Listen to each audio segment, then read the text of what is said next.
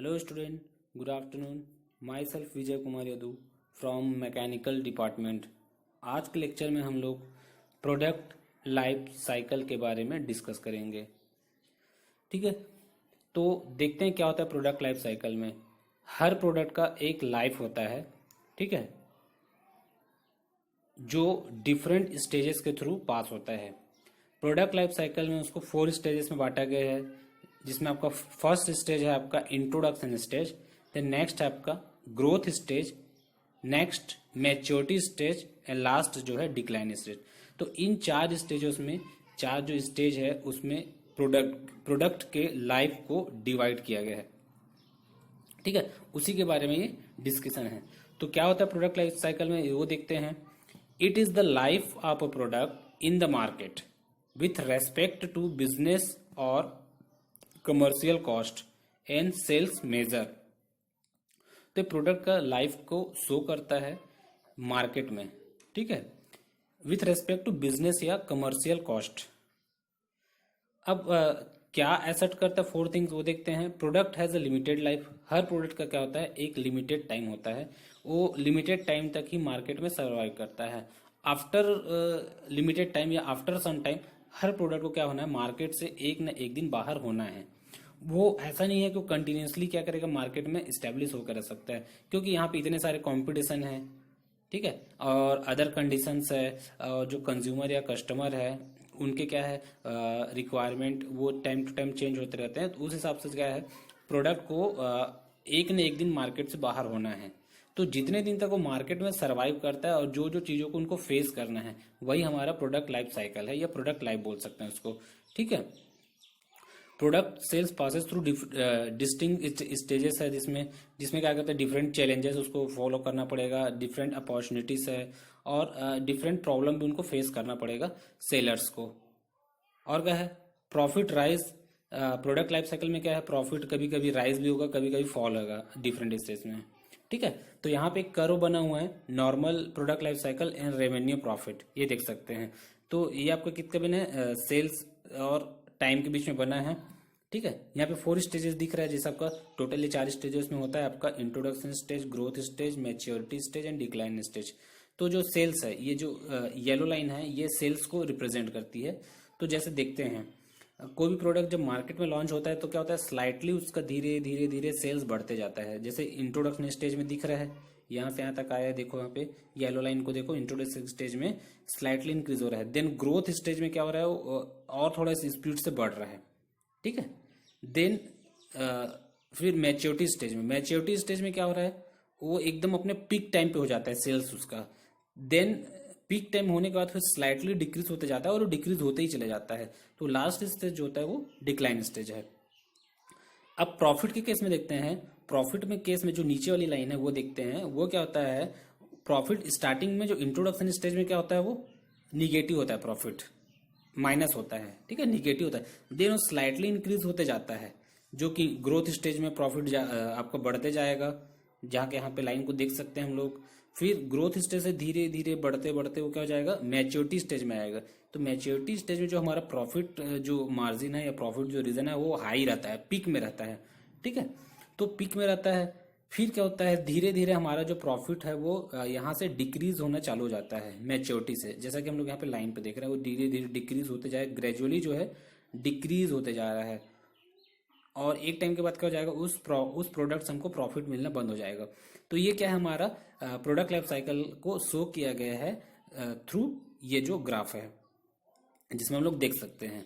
ठीक है, कैसे सेल्स और प्रॉफिट का वेरिएशन होता है इन प्रोडक्ट लाइफ साइकिल में। अब डिस्कस करते हैं हम लोग इंट्रोडक्शन एग्जाम स्टेज। तो फर्स्ट स्टेज जो हमारा है इंट्रोडक्शन स्टेज, तो जैसा यहाँ पे हम लोग एग्जांपल देखते हैं इंट्रोडक्शन स्टेज में। जैसे आपका कोई भी जो प्रोडक्ट लॉन्च होता है, सबसे पहले उसका जैसे यहाँ पे हुआ है मारुति अल्टो 800, जो नई वाली मारुति अल्टो आई है, वो हम लोग देख सकते हैं अभी अभी रिसेंटली आई है, कुछ ही समय पहले आई है। ठीक है, और स्टारबक्स मुंबई, और देन आपका सोनी एक्सपीरिया माइरो, और आपका माइक्रोसॉफ्ट सरफेस टैबलेट। तो ये डिफरेंट जो है प्रोडक्ट यहाँ पे इंट्रोडक्शन स्टेज में या दिखाया गया कि वो एक मार्केट में सबसे पहले जब लॉन्च होता है तो क्या होता है। ठीक, अब ये प्रोडक्ट जैसे लॉन्च हुआ है, जैसे मारुति अल्टो 800, अब ये लोगों तक कैसे पहुंचेगा, हमारे कंज्यूमर या कस्टमर तक, या जो भी यहाँ पे प्रोडक्ट है वो कैसे पहुंचेगा, उसके लिए क्या ज़रूरत पड़ेगा। अब लोग तो ऐसे जानेंगे नहीं कि लॉन्च कर देने से कोई जान सकते हैं क्या, नहीं जान सकते। तो लॉन्च करने के बाद जो सबसे बड़ी जरूरी चीज़ है वो क्या है, उसका एडवर्टाइजमेंट। ठीक है, तो इंट्रोडक्शन स्टेज में क्या होता है, जो सेल्स होता है वो स्लोली इंक्रीज होता है। ठीक है, slow sales growth offering a basic product. तो सेल्स जो है स्लोली इंक्रीज होते जाएगा, और जो डिस्ट्रीब्यूशन रहेगा प्रोडक्ट का वो क्या रहेगा, लिमिटेड रहेगा। हम स्टार्टिंग में सबको डिस्ट्रीब्यूट नहीं कर सकते, पहले देखना पड़ेगा कि कस्टमर उसको एक्सेप्ट कर रहा है कि नहीं कर रहा है, फिर उसको अपन सप्लाई को बढ़ाएंगे। ठीक, यहाँ पे जो प्रॉफिट रहेगा वो क्या रहेगा, लो प्रॉफिट रहेगा या तो निगेटिव प्रॉफिट रहेगा, मतलब प्रॉफिट हमको कम से कम मिलेगा। फिर आपका कंपटीशन, कंपटीशन भी क्या, प्रोडक्ट नया है तो दूसरे जो हमारे कॉम्पिटिटर है उनको पता नहीं रहेगा, तो यहाँ पे जो कंपटीशन रहेगा कम रहेगा या नहीं रहेगा, क्योंकि प्रोडक्ट नया है। ये जो टेक्नोलॉजी है या टेक्निक्स है उसको दूसरे लोग जानते नहीं है या दूसरे कंपनियां जानती नहीं है, इसलिए नया प्रोडक्ट वहाँ पे उसके कंपटीशन में रहना पॉसिबल नहीं है। फिर customers have to prompted to try the product, तो अवेयरनेस प्रोग्राम करना पड़ेगा। Intensive personal selling to channel members. फिर promotional expenditure are their highest ratio to sales.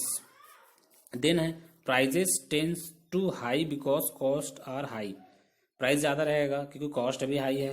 Firms focus on those buyers who are most ready to buy, तो जो organisation है या firm है उन बायर्स को टारगेट करेगी जो रेडी टू बाई हैं। फिर आपका speeding up innovation time is essential in an age of sorting PLCs. To be first can be rewarding but risky and expensive. ठीक है, तो ये हो गया। फिर आपका concept of pioneer advantage. First movers also have to watch out of second mover advantages. तो introduction stage में आपका होता क्या है कि जो भी प्रोडक्ट लॉन्च हुआ उसको क्या होता है, एडवर्टाइजमेंट की जरूरत होता है। एडवर्टाइजमेंट ज़्यादा की जरूरत होगा, एडवर्टाइजमेंट ही होगा तभी क्या होगा, प्रोडक्ट को सभी लोगों के उनके नॉलेज में आएगा। नॉलेज में आएगा तो उसके क्या हो जाएगा, सेलिंग जो है बढ़ते जाएगा। यहाँ पे क्या होगा, जो प्रोडक्ट का कॉस्ट रहेगा वो हाई रहेगा। ठीक है, और दूसरा चीज क्या रहेगा, इसमें जो प्रॉफिट मिलेगा हमको, प्रॉफिट या तो नहीं रहेगा या तो कम से कम रहेगा। ठीक है, और यहाँ पे जो सेलिंग रहेगा, सेलिंग प्रोडक्ट का क्या रहेगा, कम से कम रहेगा, क्योंकि नया है मार्केट में तो ज़्यादा सेल होगा नहीं है। ठीक है, फिर नेक्स्ट आपको स्टेज आता है जो ग्रेजुअली इंक्रीज हो जाएगा, वो ग्रोथ स्टेज। तो ग्रोथ स्टेज के एग्जांपल जैसे हम लोग यहाँ पे देख सकते हैं, आपके स्क्रीन पे है एलईडी टेलीविजन्स, ठीक, और इंडक्शन कुकर्स, और मेन फ्रेम्स, फेयरनेस क्रीम्स, और ऑनलाइन शॉपिंग। तो ये सब चीज क्या ग्रोथ स्टेज है। ग्रोथ स्टेज में क्या हो जाएगा आपका, जैसे अभी देख रहे हैं एलईडी टेलीविजन का बहुत ज़्यादा चलन है, इंडक्शन कुकर लगभग हर घरों में होती है। ऑनलाइन शॉपिंग, हम आज के डेट में क्या आता है, जो भी शॉपिंग हो रहा है वो ई कॉमर्स के थ्रू हो रहा है, ई बिजनेस हो रहा है। जैसे आपका अमेजन है, आपका फ्लिपकार्ट है, ये डिफरेंट जो प्लेटफॉर्म है वो ऑनलाइन शॉपिंग को वो कर रहा है। ठीक है, और उसमें क्या आपका फिर तो ये सब चीज क्या करता है, जो ग्रोथ स्टेज में क्या होता है, प्रोडक्ट क्या होता है, ग्रेजुअली उसका जो सेलिंग है बढ़ते जाता है। ठीक है, इंट्रोडक्शन स्टेज से ज्यादा सेल होता है और प्रॉफिट भी हमको यहाँ पे ज्यादा मिलेगा। ठीक है, तो ग्रोथ स्टेज में क्या होता है, देखते हैं रैपिड क्लिम इन सेल्स। सेल्स में सडनली क्या होता है, इंक्रीज होता है और ब्रांड बनता है, एक नाम, जैसे जैसे जो कंज्यूमर है यूज करते जाएगा तो क्या हो जाएगा, उसका नाम का एक ब्रांडिंग स्टार्ट हो जाएगा। सबसे जरूरी चीज जो होता है प्रोडक्ट को सेल करने के लिए या कंपनी के लिए क्या है, उसका ब्रांडिंग करना। अगर उसका ब्रांड एक बार हम मार्केट में अपना वैल्यू या नाम बना लिए या ब्रांडिंग कर लिए, देन क्या हो जाता है, उसका जो सेल्स है वो नाम इस्टेब्लिश होने के बाद उसका सेल्स जो बढ़ते जाता है। परचेज बाय अर्ली अडॉप्टर्स, फिर increase in public awareness, intensive distribution. यहाँ पे जो डिस्ट्रीब्यूशन क्या हो जाएगा, कंपेयर टू जो इंट्रोडक्शन स्टेज है ज्यादा हो जाएगा। ठीक है, देन क्या है, bringing product extensions, warranty and service. यहाँ पे हमको क्या करेगा, उसके वारंटी एंड सर्विस के बारे में भी बताना पड़ेगा। फिर आपका ये अब जब जैसे ही इसका सेलिंग बढ़ जाएगा तो जो आपके कॉम्पिटिटर्स है या जो और अदर कंपनियां हैं, अदर फर्म है, वो क्या करेगा, उसमें वर्क करना चालू कर देगा। ठीक है, क्यों वर्क करेगा? क्योंकि देख रहे हैं कि इसके सेलिंग बढ़ते जा रहा है, इसके जो टेक्निक है या टेक्नोलॉजी के बारे में वो स्टडी करके नया प्रोडक्ट उसमें काम करना चालू कर देंगे। उनका ही प्रोडक्ट क्या हो जाएगा, मार्केट में लॉन्च हो जाएगा। तो न्यू जो कंप्यूटर इंटर हो जाएगा, attracted by the opportunities, prices fall slightly और रिमेन एज इट इज। तो जो कॉस्ट है वो कम भी हो सकता है या उतना ही रह सकता है। तो ये कब डिपेंड करेगा? ये depending on the demand, increased competition. इस पर डिपेंड करता है कि उसका डिमांड कैसा है और उसका क्या है कंपटीशन कैसा है, उस हिसाब से जो कॉस्ट है या प्राइस है वो डिपेंड करेगा। फिर आपका प्रोमोशनल एक्सपेंडिचर चाहिए, मेंटेन द सेम और स्लाइटली इंक्रीज। जो प्रमोशन अपन कर रहे हैं या जो एडवर्टाइजमेंट है, जो भी वे में कर रहे हैं, ऑनलाइन में कर रहे हैं या फिर और अदर जो भी प्लेटफॉर्म है उसके तहत एडवर्टाइजमेंट कर रहे हैं, उस एडवर्टाइजमेंट को बढ़ाना पड़ेगा हमको। तो क्या स्ट्रेटजीज है इन ग्रोथ स्टेज में? फर्स्ट है focus shift towards brand building. सबसे पहले हमको ब्रांडिंग या ब्रांड करना पड़ेगा या ब्रांड वैल्यू बनाना पड़ेगा। Then bringing product extensions, warranty and services, तो इसके बारे में ध्यान देना पड़ेगा। फिर नेक्स्ट आपका adding new feature and improving quality, style and look.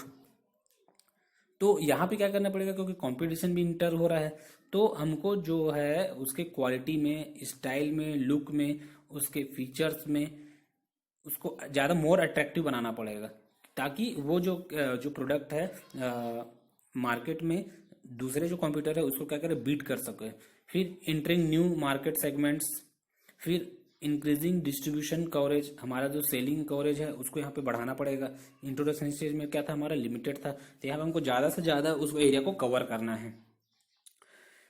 अब क्या करेंगे, जैसे प्राइस जो ज़्यादा था उसको हम क्या करेंगे, वहाँ पे कम कर सकते हैं, ताकि जो नए बायर्स है उसको अट्रैक्ट हो सके। ठीक है, तो ये सब होता है हमारे ग्रोथ स्टेज में। फिर आपका नेक्स्ट है आपका ग्रोथ के बाद है मैच्योरिटी स्टेज। तो मैच्योरिटी स्टेज में जैसे एग्जांपल देख सकते हैं, अभी मैच्योर कौन कौन सा प्रोडक्ट है, जैसे आपके क्या है, वॉशिंग पाउडर्स है, सर्फ एक्सल जैसे है, और जो अदर कंपनियां हैं, एरियल्स है, सर्फ एक्सल है, और आपका मैगी नूडल्स है, ये क्या है वाइडली लगभग सब जगह यूज किया जाता है। तो इसको अगर हम लोग डिफाइन किया जाए तो बोल सकते हैं कि अपने मैच्योर्ड स्टेज में है। ठीक है, इनको और एडवर्टाइजमेंट की ज्यादा जरूरत नहीं है। ठीक है, क्योंकि ये ऑलरेडी अपने जो सेलिंग है उसमें पिक में है। ड्यूड्रेंट्स हैं, आज के यंग जनरेशन देखते हैं लगभग सब ड्यूड्रेंट्स यूज करते हैं, तो ये सब क्या है, अपने मैच्योर्ड लेवल में है। मैच्योरिटी स्टेज में क्या होता है, सेल्स वॉल्यूम पिक्स होते हैं, जो सेलिंग जो कैपेसिटी होती है या जो सेल्स होते हैं वो अपने पिक आवर्स में या पिक उसमें होते हैं, एकदम मैक्सिमम उसमें रहते हैं। ठीक है, and market saturation is reached at some point. और क्या होता है, cost reduced but price also tend to drop because of competition. तो कॉस्ट का होता है, इसको कम कर सकते हैं, क्योंकि यहाँ पे देखो अब ये क्या है, मैच्योर्ड हो गए, तो आपके जो अदर कंपनियां हैं वो भी अपने ग्रोथ लेवल में आ गए हैं, तो कंपटीशन होगा, तो कंपटीशन को मेंटेन करने के लिए हमको क्या करना पड़ेगा, कॉस्ट को रिड्यूस करना पड़ सकता है। ठीक है, this stage normally last longer than the previous stage and poses big challenges to marketing management as profit go down. ठीक, फिर मेजोरिटी बायर्स जो भी हमारे परचेज बायर्स रहेंगे वो क्या करेंगे, परचेज करेंगे। ठीक है, can be divided into 3 phases. तो जो ग्रोथ है उसको growth, stable and decaying maturity में डिवाइड किया गया। तो ग्रोथ फेज में क्या होगा, सेल्स जो है growth rates start to decline हो जाएगा, no new distribution channel to fill हो जाएगा, न्यू कॉम्पिटिशन फोर्सेस इमर्ज। फिर स्टेबल फोर्सेस है, फेजेस है, तो क्या हो जाएगा यहाँ पे, मार्केट सैचुरेशन। तो मैच्योरिटी स्टेज में क्या है, आपके जो सेल्स है वो क्या रहता है, अपने पीक में रहता है, कॉस्ट कम रहेगा। ठीक है, ज्यादा एडवर्टाइजमेंट की जरूरत नहीं है, क्योंकि ऑलरेडी हमारे जो बायर्स हैं या हमारे जो कंज्यूमर्स हैं हमारे प्रोडक्ट को बेटर तरीके से जानते हैं, उसमें फीचर्स को भी जानते हैं। ये है कि हम यहाँ पे क्या करते हैं, हमारे जो कंज्यूमर है उसको मेंटेन करने के लिए हम क्या कर सकते हैं, कॉस्ट को कम कर सकते हैं, प्राइस को कम सकते हैं, या उसमें मोर जो फीचर्स है उसको ऐड कर सकते हैं। ठीक है, या अब यहाँ पे क्या है, कंपटीशन है, तो कंपटीशन करने के लिए बाद क्या क्या जरूरत पड़ेगा, वहां पे अपन टेक्नोलॉजी जो है, टेक्निक्स है या कैरेक्टरिस्टिक्स को चेंज कर सकते हैं, कलर को जैसे अपन कलर कोडिंग उसको मॉडिफाई कर सकते हैं। मैच्योरिटी स्टेज स्ट्रेटजीज में क्या है आपका, प्रोडक्ट मॉडिफिकेशंस, तो क्वालिटी इंप्रूवमेंट करना पड़ेगा। ठीक है, प्रोडक्ट मॉडिफिकेशन मैच्योरिटी स्टेज में जो स्ट्रेटजी है प्रोडक्ट को मेंटेन करने के लिए, उसमें क्या करेगा, आपको क्वालिटी इंप्रूवमेंट करना पड़ेगा। क्वालिटी इंप्रूवमेंट में क्या कर सकते हैं हम लोग, उसको मोर ड्यूरेबल बना सकते हैं, मोर रिलायबल बना सकते हैं, ये सब चीज कर सकते हैं। उसका कलर बढ़ा सकते हैं, उसका डिजाइन को अट्रैक्टिव कर सकते हैं, ये सब चीज है जो प्रोडक्ट मॉडिफिकेशन है। फीचर्स इंप्रूवमेंट कर सकते हैं जिसमें आपका यूटिलिटी है, सेफ्टी है, कन्वीनियंस है और वर्सालिटी है, ठीक है। स्टाइल इंप्रूवमेंट कर सकते हैं उसका, ये सब प्रोडक्ट मॉडिफिकेशन हुआ। मार्केट मॉडिफिकेशन में क्या आपका converting non users and winning computer customers. तो मार्केट मॉडिफिकेशन में क्या है, आपको जो हमारे जो नॉन यूजर्स हैं, जो हमारे प्रोडक्ट को परचेस नहीं करते, उनको भी अपन कन्विंस कर सकते हैं, या जो कंप्यूटर के कस्टमर है उसको हम लोग क्या करें, उसको होल्ड करें, ठीक है। फिर अपन आता है डिक्लाइन स्टेज एग्जांपल्स। तो डिक्लाइन स्टेज एग्जांपल्स में क्या है कि उसमें वो होते हैं, जैसे एग्जांपल हम लोग देखते हैं, जो प्रोडक्ट क्या होता है मार्केट से आउटडेटेड हो गया। जैसे आपका सीआरटी जो मॉनिटर्स है, पहले जो सीआरटी मॉनिटर्स होता है, सीडी प्लेयर्स एक टाइम बहुत ज्यादा चलता था, अभी के डेट में सीडी प्लेयर्स को यूज ही नहीं करते हैं। जैसे अपने क्या अभी 3G, अभी 4G और 5G का टाइम है, तो जो 2G मोबाइल्स है या 3G मोबाइल्स है लगभग आउटडेटेड हो गए, कोई उसको यूज ही नहीं करता है। 2G मोबाइल टेक्नोलॉजी को कहाँ कोई यूज करते हैं, वो तो आउटडेटेड हो गया ना, वो यूजफुल ही नहीं है। मोबाइल जो था, जो पहले जो नोकिया का सिम्बियन जो होता था ओएस प्लेटफॉर्म के होता है, या जो नोकिया के जो मोबाइल होते थे जो कीपैड वाले होते थे, वो अब आउटडेटेड हो गए, कोई भी उसको यूज नहीं करना चाहता है। कि हर कोई क्या होता है, जो भी अपडेटेड टेक्नोलॉजी के साथ चलना चाहता है। तो ये डिक्लाइन स्टेज के एग्जाम्पल है। ये सभी जो प्रोडक्ट दिख रहे हैं ये क्या हो चुका है, मार्केट से बाहर हो चुके हैं। अब इसको कोई भी यूज करना नहीं चाहता, क्योंकि इससे बेटर टेक्नोलॉजी के साथ, बेटर फीचर्स के साथ, कम कॉस्ट में और भी बेटर जो प्रोडक्ट यहाँ पे अवेलेबल है, तो ये सब क्या हो गया, आउटडेटेड हो गए हैं, आउटडेटेड फ्रॉम द मार्केट हो गए। डिक्लाइन स्टेज डिटेल्स में क्या होता है, decline in sales because of technological changes. तो डिक्लाइन स्टेज में क्या होता है, जो प्रोडक्ट होता है स्लाइटली अपने पीक टाइम में, जैसे जो मैच्योरिटी स्टेज है, पीक टाइम में जाने के बाद धीरे धीरे उसका जो सेल्स है डाउन होना चालू हो जाता है, ठीक है। ग्रेजुअली जो है धीरे धीरे धीरे धीरे उसका सेल्स जो है डाउन होना चालू हो जाता है। प्रॉफिट भी वैसा ही, हमारा प्रॉफिट भी क्या हो जाएगा, धीरे धीरे कम होना चालू हो जाएगा। क्यों होता है ये, because of technological changes.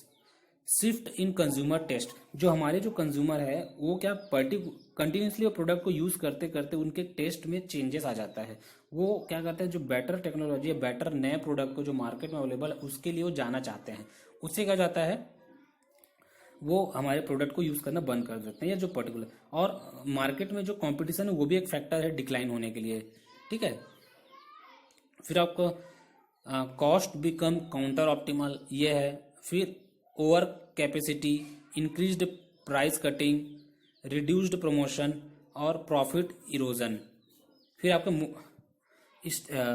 Strategies in decline stage में क्या है, appropriate strategies depend on the exit barrier, तो ये सब है।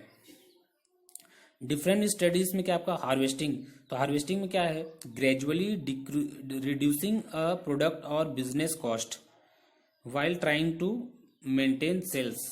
तो क्या करेंगे, जो स्ट्रेटजीज में डिक्लाइन स्टेज में कौन सा स्ट्रेटजी है कि कॉस्ट को हम क्या करें, कम करें, ताकि प्रोडक्ट जो है मार्केट में हमारा बना रहे, ठीक है। और डाइवेस्टिंग में क्या है, selling the product to the another firm if it has a strong distribution, तो अलग फर्म में उसको डिस्ट्रीब्यूट करें, ठीक है। और लिक्विडेटिंग में क्या है, bringing the product to an end and dropping off, तो ये सब चीज हो गया। ये क्या था, डिफरेंट 4 स्टेजेस थे, जिसमें आपका introduction stage, growth stage, maturity stage and क्या था आपका डिक्लाइन स्टेज। अब टोटल इसका ओवरऑल समरी देखते हैं कि क्या होता है। तो इसको कैरेक्टरिस्टिक्स में क्या है, सेल्स क्या हो जाएगा, इंट्रोडक्शन स्टेज में जो जैसे सेल्स क्या रहेगा, लो रहेगा, और बाकी में क्या रहेगा, रैपिडली बढ़ते जाएगा ग्रोथ स्टेज में। मैच्योरिटी स्टेज में क्या हो जाएगा, पिक सेल्स और डिक्लाइनिंग सेल्स। फिर आपका कॉस्ट है, हाई कॉस्ट पर कस्टमर है, एवरेज कॉस्ट पर कस्टमर है ग्रोथ स्टेज में, लो कॉस्ट पर कस्टमर है, ठीक है। प्रॉफिट में क्या हो जाएगा, जो इंट्रोडक्शन स्टेज में निगेटिव रहेगा, और इसमें फिर rising profits, high profits, declining profits. Customer क्या होगा, इनोवेटर्स जो रहेंगे, अर्ली अडॉप्टर्स, मिडिल मेजॉरिटी, ये सब है। कॉम्पिटिटर्स, इंट्रोडक्शन स्टेज में क्या रहेगा, फ्यू रहेगा कॉम्पिटिटर, और ग्रोथ में ग्रोइंग नंबर्स रहेगा, थोड़े से ज़्यादा रहेंगे उसमें। और जो कॉम्पिटिटर किस में रहेंगे, मैच्योरिटी स्टेज में सबसे ज्यादा रहेंगे। ठीक है। फिर आपका मार्केटिंग ऑब्जेक्टिव्स में क्या है, create product awareness and trial, maximize market share, maximize profit while depending market share. ठीक। स्ट्रेटजीज क्या है उसके, फिर प्रोडक्ट ऑफर, बेसिक प्रोडक्ट होता है इंट्रोडक्शन स्टेज में, offer product extension, service, warranty, इसमें क्या हो जाएगा brand and limit models. Price में क्या है, चार्ज कॉस्ट पर प्राइस टू पेनिट्रेट और कट प्राइस, डिक्लाइन में क्या करेंगे अपनो प्राइस को कट करना पड़ता है। डिस्ट्रीब्यूशन क्या हो जाएगा, build selective distribution, build intensive distribution और बिल्ड मोर इंटेंसिव डिस्ट्रीब्यूशन। तो ये सब हो गया। फिर है एडवर्टाइजमेंट, तो बिल्ड प्रोडक्ट अवेयरनेस। तो ये सब क्या था हमारा ओवरऑल था प्रोडक्ट लाइफ साइकिल।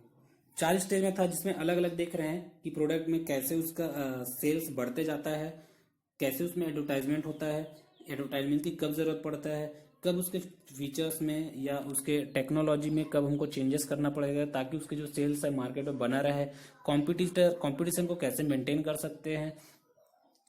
ठीक है। तो ये सब क्या है हमारा प्रोडक्ट लाइफ साइकिल में हम लोग उसका स्टडी किया है कि कैसे कौन कौन सी चीज़ों को, कौन कौन से स्टेज में कौन कौन सी चीज़ों को फेस करना होता है। एडवर्टाइजमेंट उसमें फैक्टर है, आपका कंपटीशन है, आपका जो सेल्स रेवेन्यू है, ये सब चीज़ें को कैसे मेंटेन किया जा सकता है या कैसे एक जो प्रोडक्ट है उसको फेस करना पड़ता है अपने लाइफ में। ठीक है। तो यही है आपका प्रोडक्ट लाइफ साइकिल कि कैसे एक प्रोडक्ट को मतलब